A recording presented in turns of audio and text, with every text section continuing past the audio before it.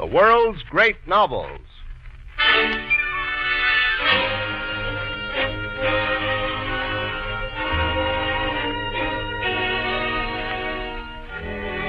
A novel of such intellectual style and vigorous analysis that its characterizations are as brilliant and mature today as when the book was written in 1885. NBC's University of the Air brings you the second episode in a 4-part version of George Meredith's Diana of the Crossways, another in our series of books that live, the world's great novels.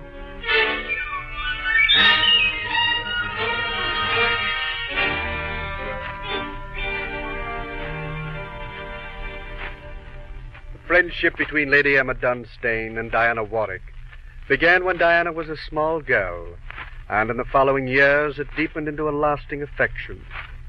So it was that when a letter came from Diana stating that her jealous and suspicious husband had served her with the process and that she intended to leave the country, Lady Dunstane was distraught and at a loss as to how to help. At this moment that her maid presented her with the card of Mr. Thomas Redworth, just returned from America.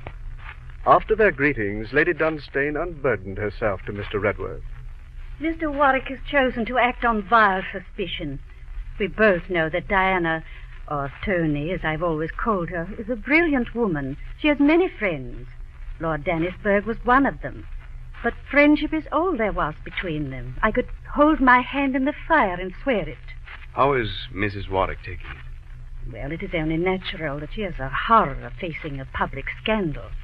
Lord Dannisburgh, being Minister of the Cabinet, will cause more talk than usual in a society that dotes on scandal. Oh, yes.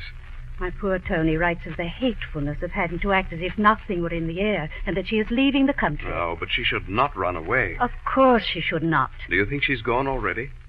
No, I don't think so. At this moment, I see her at the Crossways. Oh, her child at home. Yes. Tony is one of the women who burn to give last kisses to the things they love. And if I were well enough, I should go for her myself, or I'd send my husband if you are not in London. Have you a stout horse in the stables?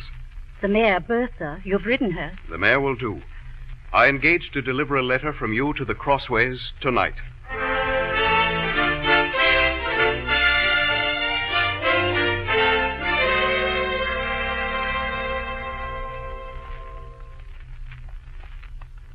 As Thomas Redworth sped across the countryside toward the Crossways, memories of the years that he had known Diana Warwick passed across his mind. The night he first met her at a Dublin ball when she was the radiant Diana Murrian. He had fallen in love with her that night, but delayed to ask for her hand because he felt he was not able to give her the luxuries she deserved. Delayed until it was too late, and she rashly married another man, a man undeserving of her in every way. After 6 hours of riding, he came to a dark mass of building with the moon behind it, the Crossways. But the windows were all blind. No smoke rose from the chimneys.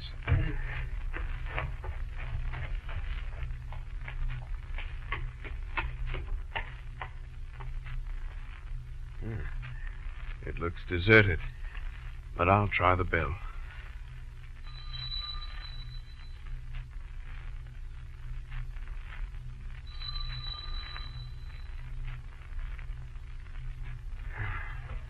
Lady Dunstane was wrong.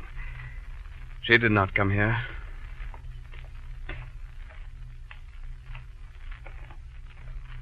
We've made a luckless mission, Bertha. The window. Who is it? Thomas Redworth. I came to see Mrs. Warwick.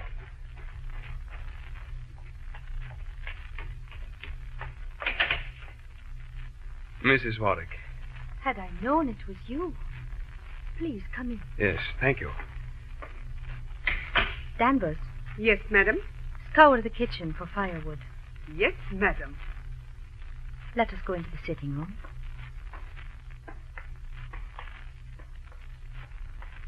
You're cold. Empty houses are colder than out of doors. You shall soon have a fire. Please be seated. Thank you. I need not ask. You've come from Lady Dunstane. Is she well? She is deeply anxious. When did you return from America? 2 days back. You have been very successful in America? Successful? Oh, perhaps.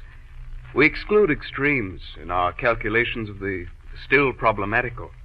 I'm sure you always have faith in your calculations. My calculations are human. I am as much of a fool as other men. More. Oh, no. I hope I may not have to say so tonight. You have a letter for me? I have. I already divine its contents. Can you resist Lady Dunstane's appeal to you? I must, if her appeal is what I think it is. She is not in a condition to bear a refusal. You will pardon me, Mrs. Warwick. Fully. I venture to offer merely practical advice. You have thought of it all, but have not felt it. In these cases, the one thing to do is to make a stand and prove your innocence. Lady Dunstane has a clear head. She would urge you to stay and face these absurd accusations. My husband has commenced the action. Let him carry it out. I decline to meet his charges. I despise them. If my friends have faith in me, and they may, I want nothing more. Well, I won't talk platitudes about the world, but can none of us afford to have it against us? Consider a moment. To your friends, you are the same Diana Marion they knew, and they will not suffer an injury to your good name without a struggle. But if you fly, you make it more difficult for us to defend you. No. Go I must. Emma saw I might come to the Crossways, but no one but myself can see the wisdom of my holding aloof in contempt of this baseness. It comes to this. The blow aimed at you in your absence will strike that one who is your dearest friend, Lady Dunstane, and strike her mortally. Then I say it is terrible to have a friend. Friendship, I fancy, means one heart between two. I shall leave you now, Mrs. Warwick. Night is calm advisor. But let me presume to come again in the morning. But I dare not go back without you.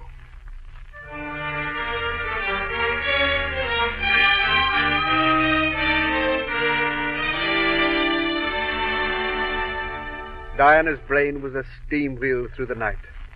Everything that could be thought of was tossed back and forth. But in the morning, the fight was over. Yes, Mr. Redworth. I will go back to Copsley with you. Redworth hired a postilion, and by late evening, Diana and Lady Dunstane were sitting together. You will tell me I've taken the right road, Emmy. I doubt it, but the road is taken, and here I am. I have not praised you enough for coming. But, my own dear girl, you never could have allowed this infamous charge to be undefended. Why not? I've an odd apathy as to my character. What does it matter? I should have worked for my bread. I had thoughts of America. I fancy I can write. And Americans, one hears, are gentle to women.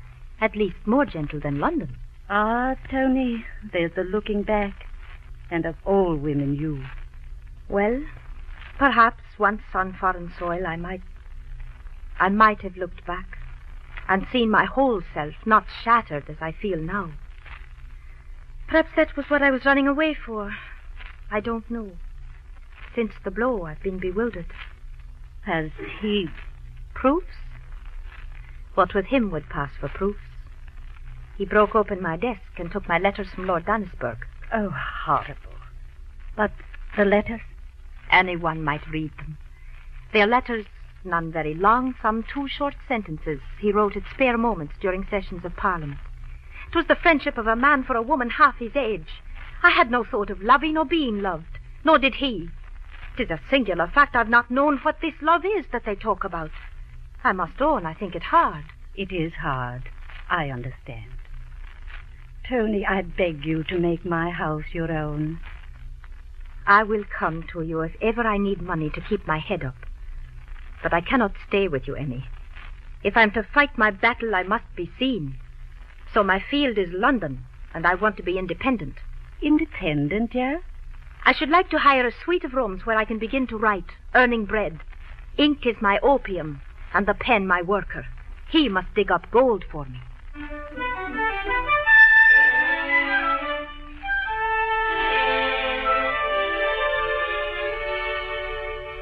So Diana Warwick went to London and made a new life for herself in a small apartment far removed from the fashionable section of the town. After she'd been established for a month, Lady Dunstane came on a visit and to inspect the rooms. You really like this life in lodgings, Tony? I do, yes. But there's stiff furniture and narrow rooms. And that small fireplace. Ah, but Emmy, what a pleasure it is to walk against smoky sunsets or in welcoming fogs, an atom of the crowd. I can eat, walk, and work when I like, and I am working. But this life is so different. In this life, Emmy, I begin to learn something of the bigger world outside the one I know, and I crush my mincing tastes. Do you know, the less ignorant I become, the more considerate I am for the ignorance of others. So I win advantage from the trifles I have to endure. They are really trifles, and I should once have thought them mountains.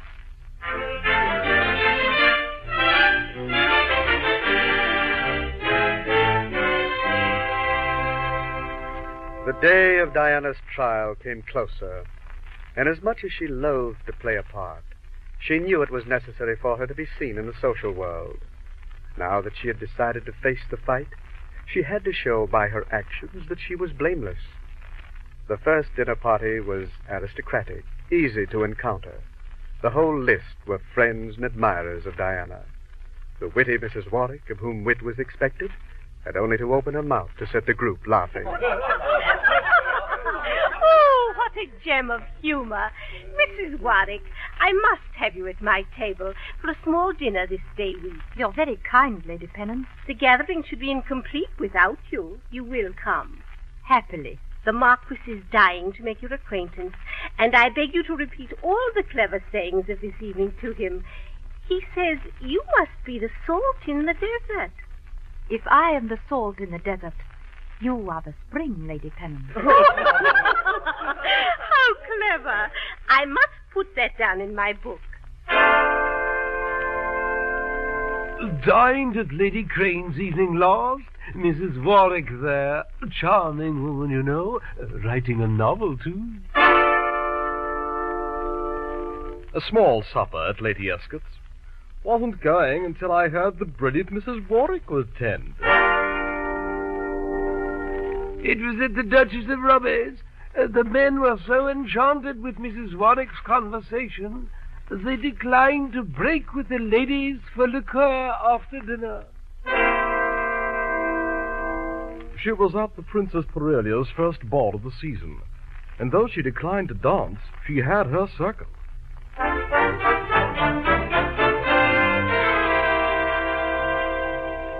As distasteful as the role was to her, Diana played her part well.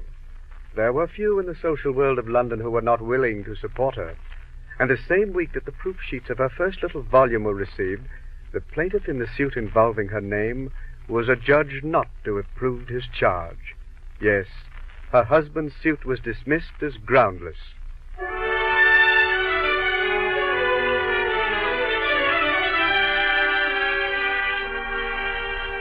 It was midwinter when Dame Gossip, who keeps the exotic world alive with her fanning whispers, related that the lovely Mrs. Warwick had left England with Lord and Lady Escott for a voyage in the Mediterranean. It was in Egypt that Thomas Redworth joined the Escott party for a short vacation. Egypt has a soothing effect, Mr. Redworth. Its ancient vastness makes one's own problems shrink in comparison. Surely you have not brought your own worries with you on this vacation, Mrs. Warwick? 'Tis hard to leave a part of one behind. Oh, yes, I'm out of the public flames, but I have a victory of ashen laurels. The angers and jealousies are past now. Still, I must live with the thought of a failure.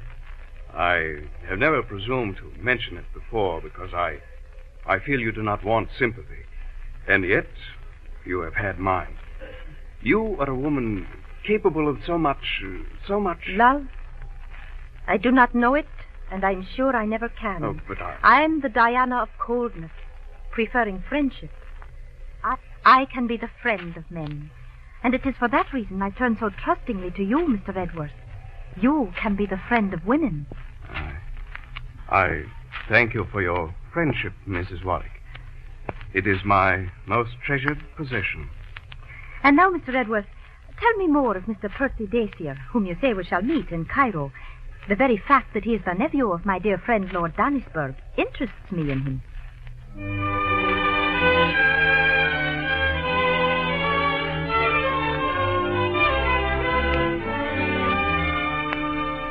In her next letter to Lady Dunstane, Diana wrote of meeting the Honorable Percy Dacier. He is a cabinet minister, and that always to me seems the most enviable place a young man can occupy. He strikes me as a brilliant young charioteer in the heat of the race, watchful for his chance to push to the front. There seems to be an unofficial engagement between him and an heiress, a Miss Constance Asper, niece of a mighty shipowner. Money, fabulous, and necessary to a younger son devoured with ambition. But in spite of his rumored engagement, the Honorable Percy Dacier was still with the escort party when they reached Rovio, an Italian village not far from the Lake of Lugano. Mr. Dacier, Mrs. Warwick. did you think you had this glorious morning all to yourself? I didn't expect you would be up so early. It's but 5. I was out in the air by 4:30. Oh, what lovely flowers you're holding. Did you gather them near here? But look around you, Mr. Dacier. I confess I did not notice them in the grass. These are plucked to be sent to my invalid friend who cannot travel. You've met Lady Dunstane? I think I have seen her somewhere once. Ah, she's the woman of the largest heart now beating.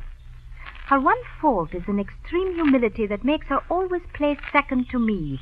And as I am apt to gabble, I take the lead and I am froth in comparison. Court her, if ever you come across her. Or have you a man's horror of women with brains? Am I expressing it? And it saddens me to think I shall not long have the pleasure of walking beside you and hearing you. I had letters at Lugano. My uncle is unwell, I hear. Lord Dannisburgh? Yes. 'Tis not a grave illness. I rather fear it. You had the news at Lugano? Yes, but I can be of no service, which is why I did not go then. Oh, you ought indeed to be in England. I thought it better to wait for later reports. I shall drive to Lugano this afternoon and act on the information I get there. Probably ends my holiday. If I may be permitted to say it, you should be with your party now, aside from your uncle's illness. The times are troublous, and not for holidays.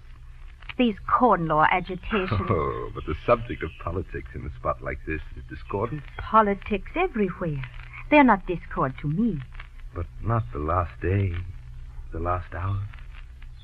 Well, only do not forget your assurance to me that you would give some thoughts to Ireland and the cause of women. If it means the chance of serving you, you may trust me.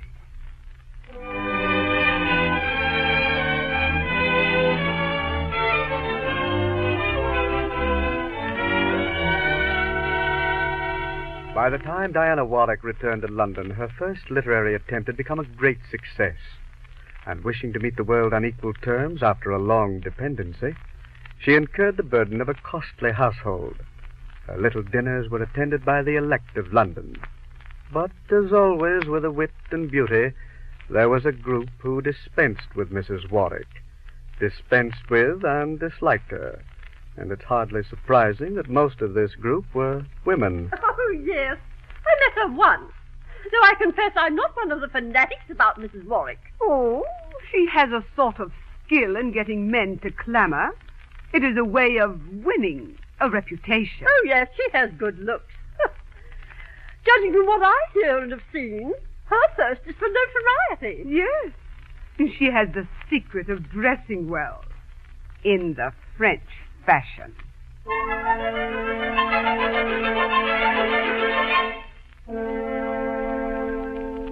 It was in the spring of the year that Lord Dannisburgh finally succumbed to his long illness at his residence in Hampshire. And his dying wish had been that Mrs. Warwick would sit with him for an hour one night before the nails were put in his coffin.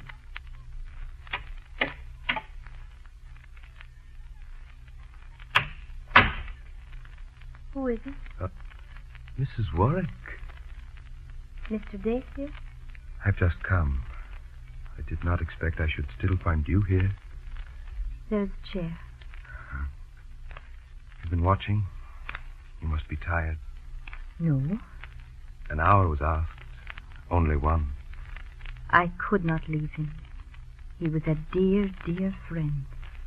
You have been sitting here alone since 11. It is now 5. I've not found it long. You have not suffered? Oh, no. You have seen death before? I sat by my father 4 nights. I was a girl then. I cried till I had no more tears. You were very good to come. We must all thank you for fulfilling his wish. He knew it would be my wish. My train starts at 6. It is a walk of 35 minutes to the station. Perhaps I You should... walked here in the dark, alone? There was no carriage to be had. The station master sent one of his porters with me.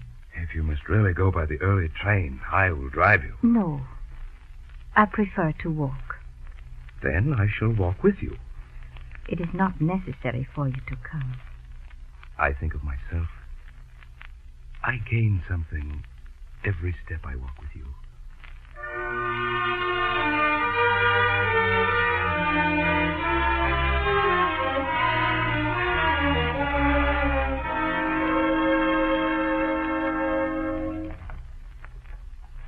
Today is Thursday. The funeral is... Monday. According to his directions, he will lie in the churchyard of his village. I know. He spoke of this quiet little resting place. Yes, it's a good end. I do not wonder at his wish for the honor you have done him. It is not an honor, but a friend's duty. What capacity for love. You love with a whole heart when you love. I love my friends. I envy those who are numbered among them. There are not many. They should be grateful. Ah, there's the station ahead. Permit me to accompany you to town. I beg it. You shall not be worried by talk. No. I came alone and return alone. But may I call upon you? You will be welcome. To tell you of his funeral. Do not fail to come.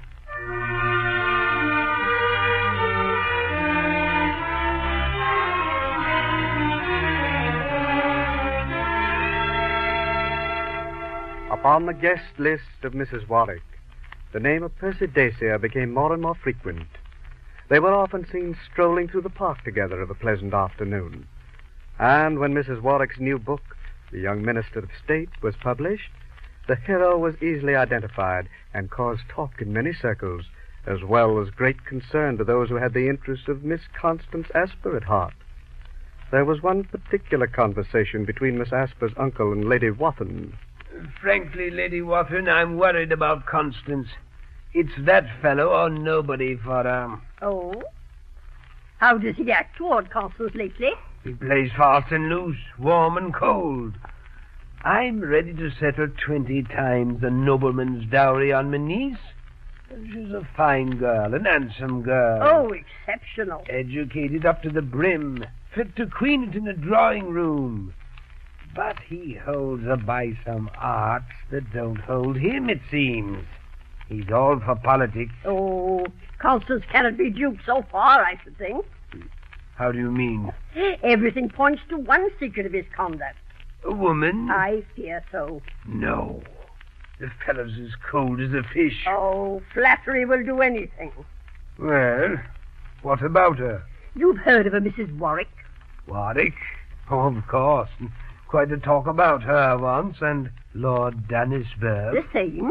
Would you consider me a busybody were I to try to mitigate this woman's evil influence? I love dear Constance. I should be so happy to serve her. I want my girl married. He's got first-rate prospects, good family, good sober fellow. At least I thought so. He suits me, she liking him. Oh, she admires him, I'm sure. Admires? She's dead set on the fellow.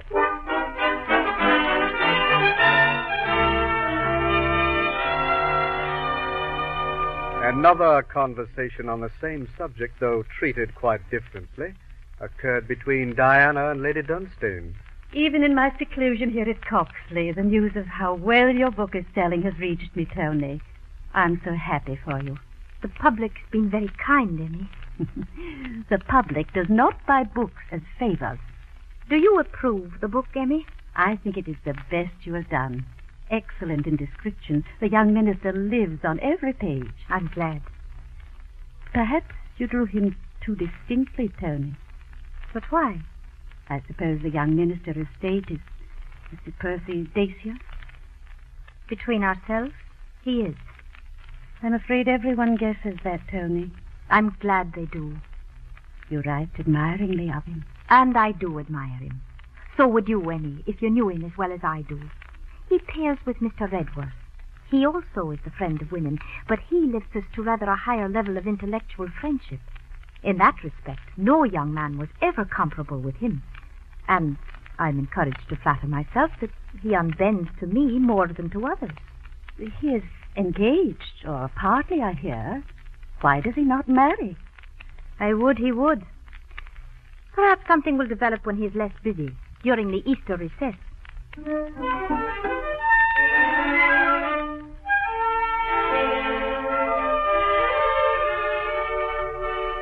During the Easter recess, Diana stole away to the coast of Normandy to be alone with her writing for a short time. But on the third day of her stay, she had an unexpected caller. Mr. Dacier. Mrs. Warwick, I beg your pardon for intruding. I had to see you. But how did you Lady know? Escott spoke of the place. Oh, Lady Escott should not have betrayed me. She did it inadvertently, without an idea of my profiting by it. You left Lady Escott well? Lady Escott, I think, was well. I had to see you. A letter would have reached me. I would have had to wait for an answer. I miss you now as it's a day. You do me the honor to like my Sunday evenings? Beyond everything London can offer. Please, shall I ever be privileged to speak your Christian name? My Christian name? It is pagan. In one sphere, I am Hecate. Remember that. I am not among the people who regard you so. The time may come. Diana.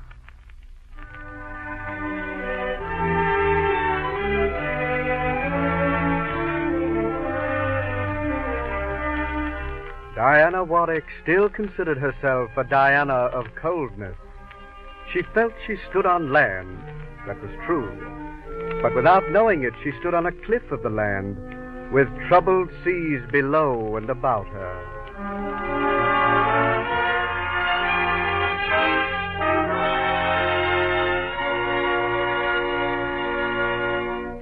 Diana of the Crossways by George Meredith is one of the world's great novels, brought to you each week by the NBC University of the Air.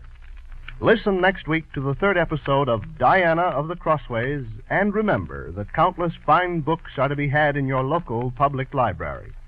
To enhance your enjoyment of this series, we recommend the Handbook of the World's Great Novels, which you may obtain by sending 25 cents to World's Great Novels, Post Office Box 30, Station J, New York 27, New York. That's Post Office Box 30, Station J, New York 27. Diana of the Crossways is adapted for radio by Agnes Eckhart. The music was composed by Emil Soderstrom, and the orchestra was directed by Bernard Berquist.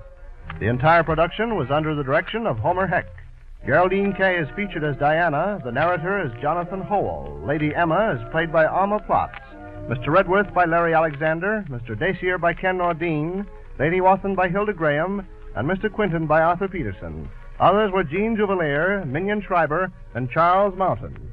This is John Conrad. This program comes to you from Chicago and is a presentation of the National Broadcasting Company and its affiliated independent stations. This is NBC, the National Broadcasting